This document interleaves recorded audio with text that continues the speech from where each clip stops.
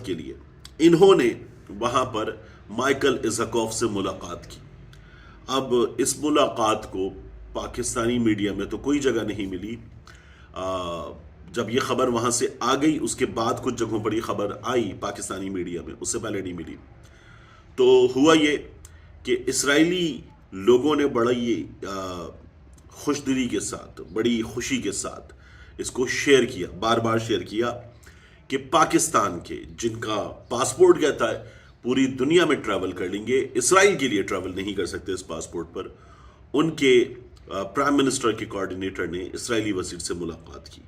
اور مناسب ملاقات ہے، فوٹیج میں نظر آ رہا ہے. ذرا ایک لمحے کو سوچے کہ had it been the case of Imran Khan کی گورنمنٹ کیا ہوتا.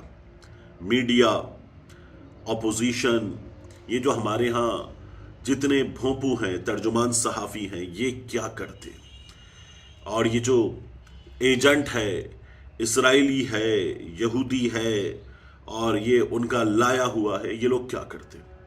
یہاں نواز شریف نے بھیجا تھا اجمل قادری کو اسرائیل، وہ لیٹ 90s میں، تب بھی نواز شریف نے بھیجا تھا، پھر اب بھی. اور اب یہ جو تعلقات بڑھانے کی اور پھر اس کے بعد وہاں فورسز کے جانے کی بات، سعادت، لفظ سعادت، جس طرح پچھلے کچھ دنوں میں لفظ ہے نا سینرجی، اسی طرح سے لفظ سعادت ہے، ہم اس کے لیے جائیں گے. سعادت کے سوا تو کچھ بھی نہیں ہے. تو یہ ہمارے یہاں بتایا جا رہا ہے. بہرحال ملاقات ہو گئی ہے.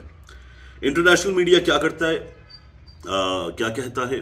یہ جو پاکستان میں تبدیلی، بہت ہی بڑی تبدیلی آ گئی، اس تبدیلی پر اس کی بات کرتے ہیں. پھر اس کے بعد اپوزیشن کیا کر سکتی ہے، اس حوالے سے بات کریں گے. دیکھیے میں آپ کے سامنے رکھوں، میں کچھ ہیڈ لائنز نکال رہا تھا، کچھ چیزیں میں نے پوچھی.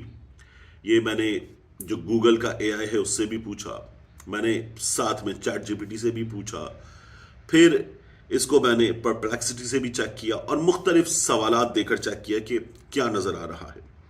گارڈین کہتا ہے Pakistani parliament votes to give army chief new powers and legal immunity. تو دنیا ایسے دیکھ رہی ہے کہ پاکستان کی پارلیمنٹ نے آرمی چیف صاحب کو امیونٹی دی ہے.